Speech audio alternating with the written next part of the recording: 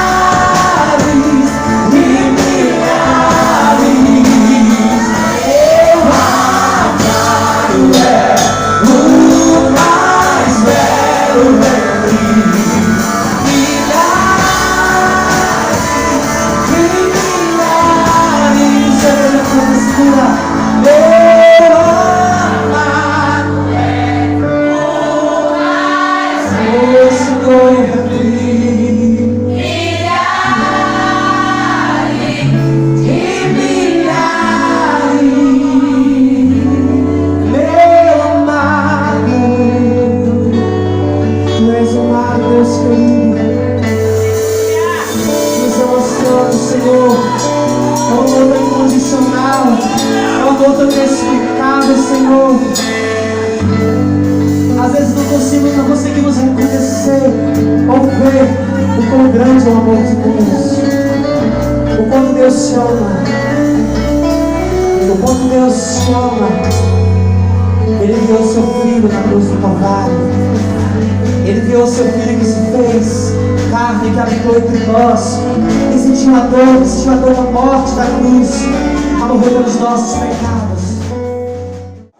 Mateus capítulo de número 14, verso de número 13, é um texto muito conhecido, mas eu quero compartilhar com vocês nesse momento tão especial que é aniversário da igreja, um ano de vida, mais um ano de vida, na verdade, 22 anos, 23 anos, trabalhando, e tem uma mensagem aqui que eu quero compartilhar com você, que essa mensagem nesses últimos dias tem falado muito comigo. Eu sempre indo uma coisa ou outra e entregue essa mensagem aqui, eu quero compartilhar com vocês. Vamos lá? O texto que nós acabamos de ler nos traz uma narrativa conhecida, creio eu que todos já ouviram falar sobre a multiplicação dos peixes, de Jesus andar sobre as águas, mas eu quero dentro desse texto mais uma vez te trazer uma mensagem, uma revelação de Deus que possa trabalhar o seu interior, o seu coração, e que você possa um pouco mais se aproximar da presença de Deus, ok? Jesus então, junto com os seus discípulos, atravessa de um lado para o outro em um barco, e ele queria ficar em um lugar deserto, queria ter um tempo dele, mas quando ele chega lá, que desce do barco, diz a Bíblia que já havia uma grande multidão. Havia uma grande multidão. As pessoas souberam que ele ia passar para o outro lado, vieram de todas as cidades, porque queria receber algo dele. Tanto é que quando Jesus olha para a multidão, ele expressa amor, compaixão pela multidão, e diz o texto que ele cura os seus enfermos. O Senhor começa a operar ali na vida daquelas pessoas que estavam ao seu encontro, porque sabia que ele poderia mudar a sua vida, porque sabia que ele poderia resolver situações que há muitos anos ninguém nunca tinha resolvido. Então a multidão chegava e ia onde Jesus estava, mesmo sendo em um lugar deserto. Mas quando pegamos esse texto, o Senhor começa a pregar e a ensinar e a curar as pessoas. De repente os seus discípulos percebem que o tempo está avançado, passaram da horário de meio-dia, chegaram ao meio da tarde. Quando chega um pouco mais à frente, alguém chega até Jesus e diz assim: Senhor, esta tarde não tem um lugar próximo onde possamos comprar, as pessoas possam se alimentar, então despede a multidão para aquelas várias aldeias e compre comida para si, porque nós não temos como alimentar eles. Os discípulos estavam preocupados com a multidão para que eles se alimentassem fisicamente, e o Senhor olha para a multidão e olha para os discípulos e diz: não, nós não vamos fazer isso. Dê vocês comida a ele, alimente vocês a multidão. Olha para mim, é muito sério isso aqui, que eu quero começar a trazer a revelação de Deus para vocês. A Bíblia diz, a Bíblia é bem clara, pastor, eu já aprendi isso, que Deus não mandou, ou Jesus não mandou ir de fazer pastores, ir de se fazer evangelistas, ir de se fazer cantores, mas a Bíblia diz assim: ide e fazeis discípulos. Então, todo homem a chegar a ser um pastor, a chegar a ser um levita, a chegar a ser um apóstolo, sei lá, tanta coisa que você tem aí, precisa primeiro entender o que é ser discípulo. Se você não entender o que é ser discípulo, não dá certo aí. É como você estivesse construindo uma casa em cima de areia, sem base. Você tem que viver a vida discípulo, você tem que experimentar o discipulado, e isso é algo sério, que exige muito de nós para que nos fortaleça o futuro das situações que vamos viver. Então Jesus está trabalhando com os discípulos. Diga: Jesus está trabalhando com os discípulos. Entende? Segura isso aí. Quando o Senhor olha para os discípulos que chega a ele e diz: despede a multidão para que vá comprar, Jesus disse: não, eu quero que vocês alimentem a multidão. Eu quero que vocês, discípulos, alimentem a multidão. Escuta.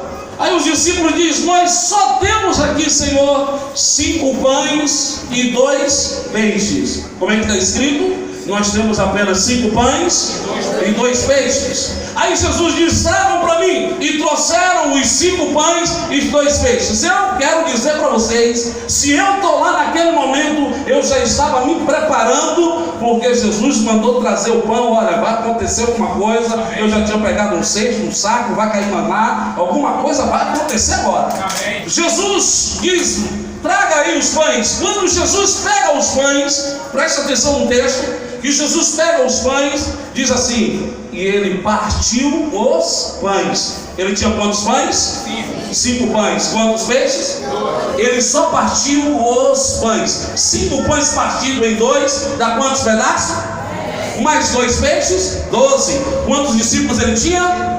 12 discípulos. Jesus tinha uma estratégia ali para provar. Jesus tinha alguma coisa a ensinar aos discípulos. É porque nós só vivemos momentos de oba-oba, uma situação ou outra. Mas o que eu aprendo vendo Jesus é que ele sempre ensinava. Crente precisa gostar de ensinamento. Crente precisa aprender, estar nos momentos de discipulado. Isso é crucial na vida de um crente, na sua sobrevivência. Você precisa entender isso. E ele pega os pães, partiu os pães, e aí pega os discípulos um a um e dá um pedaço a cada um. Só que antes disso ele faz uma coisa. Diz a Bíblia que ele pega o pão e o peixe e apresenta ao Senhor. Quando ele apresenta, eu fico pensando nos discípulos sacar, esperando. É agora, Pedro. É agora o que, João? É agora, vai acontecer milagre. É o que? Jesus já pegou os pães e os peixes, agora vai orar. É mesmo? É, então vamos nos preparar para isso. Só que quando Jesus ora, pastor Everaldo, nada acontece. É os mesmos 5 pães e é os mesmos 2 peixes. Eu digo, olha uma oração que Jesus fez, não aconteceu nada. Porque Jesus tinha um propósito, um objetivo. E o objetivo era os discípulos. O objetivo era trabalhar os discípulos. E aí os discípulos olham de um lado para o outro, e aí, rapaz, não aconteceu nada. Ele parte os pães, dá um pedacinho para cada um, deu um peixe para outros lá, e aí disse assim: agora alimente a multidão. Alimente 5 mil. Rapaz, essa conta do senhor não está certa não. Tomé. Rapaz, Jesus não orou direito hoje, rapaz. Isso aqui não vai dar certo. Já viu? Tem desses? E sempre fica roda, chega. Rapaz, não vai dar certo para filho de Jesus Cristo. Sai de mim, em nome de Jesus. A gente trabalha na fé. Por isso que essa igreja está de pé por 23 anos. É graça, é Deus. Quando eles olham de um lado para o outro, e Jesus diz: agora eu quero que vocês alimentem a multidão. Eles fizeram exatamente como Jesus mandou. Eles pegaram o seu pedaço de pão, o seu peixe, e saiu dando cada um, tirando um pedaço. Olha para mim. Ele saiu cada um dando um pedaço. Ele chamou os discípulos para alimentar a multidão. Aí ele passa aqui, 5 mil sentados. Aí ele começou passando, foi até o final. Quando ele volta, presta atenção, quando ele volta, ainda tem pão na mão. Sabe o que o Senhor queria fazer? Não era o Senhor fazer o milagre, mas o Senhor queria fazer através dos discípulos o milagre. Vivemos tempo que as pessoas estão acostumadas ao líder fazer, a esperar do pastor. Ei, eu quero te dizer uma coisa: Deus quer usar você, Deus quer fazer através de você, meu irmão. Isso é algo sério na vida de todo cristão. E eu fico pensando nos olhos de Pedro, eu fico agora, Tomé olhando para o pão e digo: rapaz, joguei errado, o negócio aqui está dando certo. Eu fico pensando no Judas: vixe, calculei errado, você não trabalha na loja.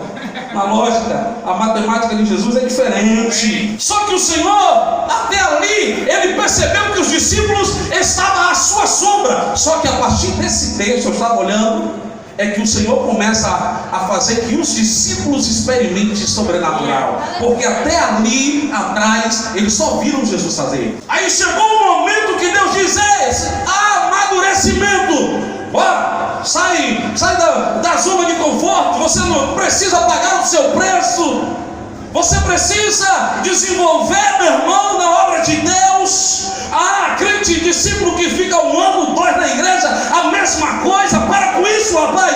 Deus te chamou como cabeça e para alimentar a multidão. Você ainda não entendeu isso? Você ainda não entendeu? Deus quer te usar para ganhar, meu irmão, todos essa comunidade para Cristo. Agora você precisa estar disponível a Ele. Jesus atravessou de um lado para o outro, foi para o deserto. O povo foi andando atrás do Senhor para o deserto, cara. Por quê? Porque sabia que onde Jesus estava tinha algo do céu. Discípulos, ei, você é imitador de quem? Quem é o seu mestre? Então ele é a sua cópia fiel, ele é a sua base. Jesus trabalha os discípulos e eu fico pensando, depois de alimentar 5.000 homens, você pensa que acabou aí? Aí o texto diz assim, pastor, que quando eles chegam lá no final, aí a Bíblia diz assim, e sobrejaram 12 cestos, ou seja, cada discípulo que foi com um pedaço de pão e um peixe, quando voltou carregando um cesto. Sabe o que é que o Senhor está dizendo? Ei, eu tenho muito mais a fazer na sua vida, meu irmão. Eu tenho muito mais a fazer na sua vida, meu irmão. E eu fiquei pensando assim, depois de os discípulos experimentarem isso, eu imagino, eu lá, pastor, um dos discípulos. Quando eu percebo e fico pensando, porque a gente lê a Bíblia, eu leio a Bíblia e fico viajando. Eu fico viajando quando eu leio a Bíblia. Ó eu viajando, 5.000, os pães, 12 cestos. Poxa, eu voltando com 12 cestos, depois de um pedacinho de pão. Pastor, a minha fé, nesse momento, meu irmão, eu estava flutuando. Se eu estou lá, eu imagino os discípulos voltar ao Senhor apenas com os restos dos cestos. Senhor, Tu é o cara, Senhor. Tu é o Senhor, meu irmão. Senhor, eu estou colado contigo, não abro nem pro trem. Eu fico pensando nos discípulos, pastor, porque a gente não imagina. Vai eu viajando, vem João. Ei, Senhor, deixa eu te dar um beijo, meu mestre. Naquele dia, pastor Valmar, os discípulos receberam um impacto na vida deles. Naquele dia, para mim, naquele dia, os discípulos receberam um ensinamento que iria mudar a sua vida. Só que Jesus tinha algo mais à frente. Jesus olha para eles, depois de experimentarem tudo, todo mundo radiante, com um sorriso 9,15, alegre, firme, disposto a passar qualquer coisa. Depois que viveu aquilo ali, meu irmão. Aí o Senhor olha para eles e diz assim, ao texto, e Jesus disse aos discípulos, e ordenou, dizendo, entre no barco e passe para o outro lado. Poxa, qual é de Jesus? Se só tinha um barco, ele veio com os discípulos, ele vai voltar como? Aí Jesus, o texto, Jesus ordenou, ele não pediu, pastor, ele ordenou, ei, bora, entra, adianta. Eu vou despedir a multidão. Como é que é essa? Não é conversa, rapaz. Bora, adiante. E eles entraram no barco e Jesus ficou. Jesus vai voltar como? Só que Jesus fez propositalmente com os discípulos. Os discípulos entram no barco e obedecem a ordem do Senhor. O Senhor fica despedindo a multidão. Aí de repente ele diz, olha, eu vou no monte orar, que era costume dele fazer isso. Vou dar uma horadinha. Isso era no final da tarde. Diz a Bíblia que na quarta vigília, os discípulos estavam lá quase no raiar do dia, estavam lá no meio do mar, porque o vento era contrário, no meio de uma tempestade. Aí de repente, quem vem andando? Quem é? Você não está ligado não. Quem que vem? Jesus. Poxa, eu fico imaginando Jesus andando sobre as águas. As ondas, diz a Bíblia que estava em uma tempestade, então havia ondas. Jesus andando, e as ondas batendo para lá e para cá e andando. Daqui a pouco os discípulos estão dentro do barco, todo mundo doido para sobreviver. A vista de longe, vê um cara andando ali. O que é que os caras fizeram? Começaram a gritar com medo. É um fantasma! Os caras acabaram de alimentar 5.000 homens com um pedaço de pão, cara. Havia aproximadamente entre 8 e 11 horas que Jesus tinha despedido eles. Nada mais do que isso. Não era tempo para ele desconhecerem Jesus. Não havia loja lá no deserto para Jesus trocar de roupa, velho. Jesus vinha andando sobre as águas, estou falando de Jesus. O que eles andaram juntos, o que experimentou algumas horas atrás, sobrenatural. Quando eles avistam, eles não vê Jesus por causa do medo. Ele vê um fantasma. Quem é que vê? Os seus discípulos. Eles vê um fantasma. Daqui a pouco Jesus para de longe e diz assim, ei, rapaz, sou eu. Aí Pedrão, se é o Senhor, manda que eu vá por cima das águas. Deixa eu usar. Venha, meu irmão. É o quê? Venha. Eu acho que ele se arrepende. Ó, Pedro, escute. Presta atenção no texto lá que depois você vai ler.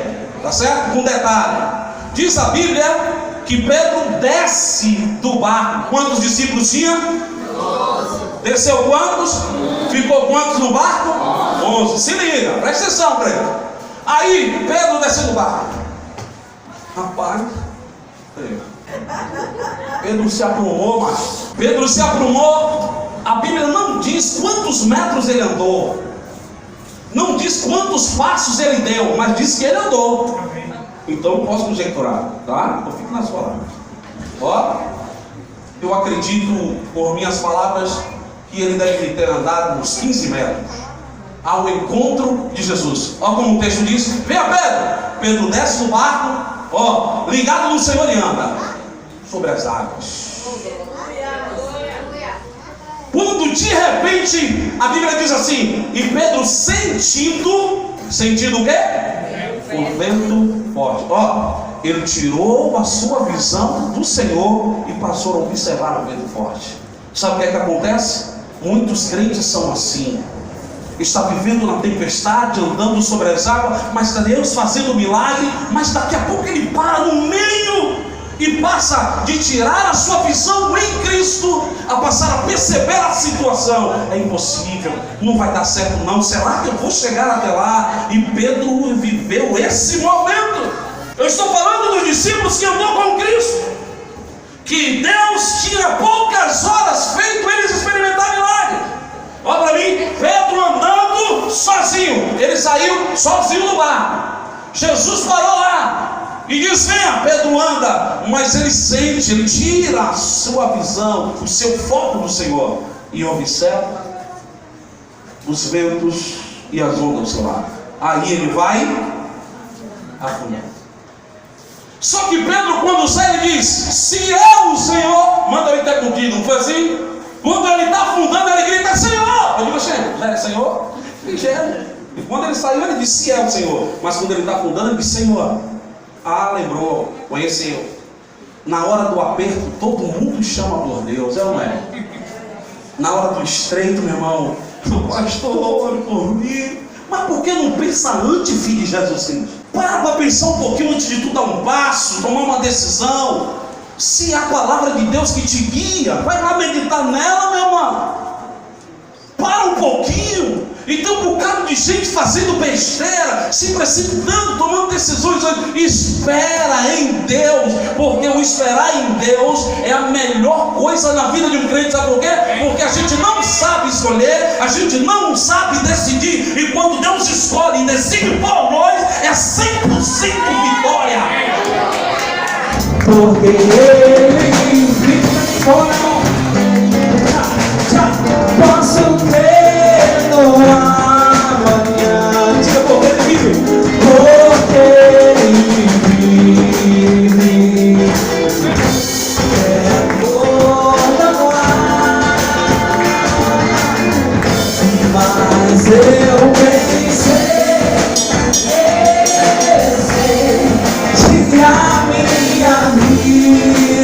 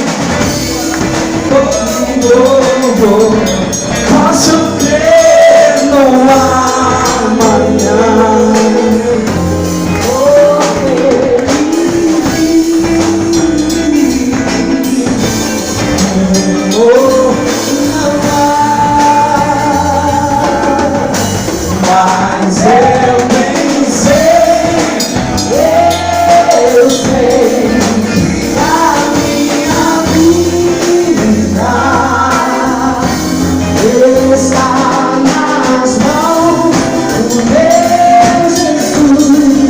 Eu vivo estar. Agora a gente vai cantar assim, ó. E quando enfim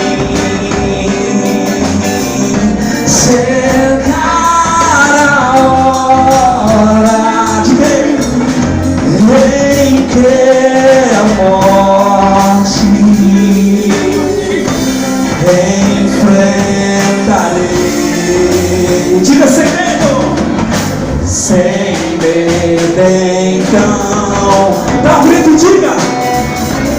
Verei vir, oh aleluia, pois verei na glória o meu Jesus que vive. Vamos cantar, vamos cantar. Porque